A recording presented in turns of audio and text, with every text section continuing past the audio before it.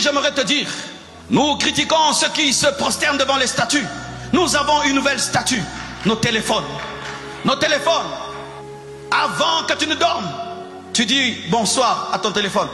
Le matin, tu lui dis toujours bonjour. Quand tu manges, tu lui dis toujours bon appétit. Certains, ils sont plus au téléphone qu'avec des humains. Certains sont plus au téléphone que devant leur Bible et dans la prière. Et le téléphone, mes frères et sœurs, a pris nos temps de prière. Le téléphone a pris nos temps de jeûne. Le téléphone a pris nos moments d'intimité, même en famille. Le téléphone a pris nos moments. Nous sommes au courant de tout ce qui se passe dans le monde, mais nous n'avons qu'une nouvelle révélation de Dieu dans nos vies. Nos Bibles sont fermées et nos téléphones sont toujours connectés. Et même en plein culte, tu es incapable d'éteindre ton téléphone. Dernièrement, je vais entrer en retraite. Le Seigneur m'a dit, tu feras 30 jours et tu ne vas pas être connecté. Et tu ne vas pas suivre ce qui se passe. Oh mes frères, c'était plus difficile que ne pas manger. Je pouvais accepter de ne pas manger. Mais ne pas être sur Facebook, sur YouTube, sur Instagram, sur Twitter, c'était plus difficile.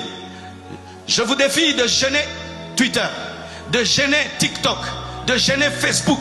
Vous allez voir que c'est plus difficile que le foufou. C'est plus difficile que le foufou. Les ministères sont en train de mourir à cause du téléphone.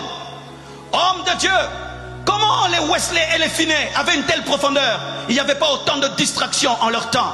En notre temps, il y a tellement de choses pour distraire les chrétiens. Si vous voulez être concentré sur Jésus, il doit être supérieur à votre téléphone. Et ainsi, avant d'ouvrir ton téléphone, ouvre ta Bible le matin. Alléluia! Ouvre ta Bible le matin. Ne lis pas tes messages et tes emails si tu n'as pas encore commencé à lire la parole de Dieu. Le Seigneur est attristé. Que ce soit tout d'abord nos messages WhatsApp que nous lisons avant de lire la Bible. Le Seigneur est attristé que ce soit tout d'abord nos YouTube que nous consultons avant de consulter sa parole. Quand ton téléphone est déchargé, vois comment tu es mal à l'aise. Mais quand tu n'es pas rempli du Saint-Esprit, tu es à l'aise. Quand tu n'as pas prié, tu es à l'aise. Mais quand ton téléphone est low-bat, tu es mal à l'aise. Oui, que Dieu nous pardonne.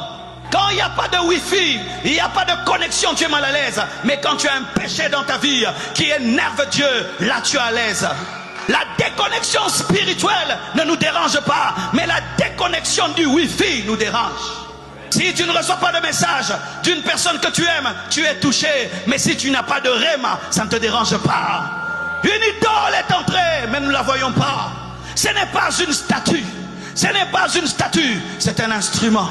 Un tout petit que nous mettons dans nos poches, mais que nous transportons partout, mais qui a pris le temps.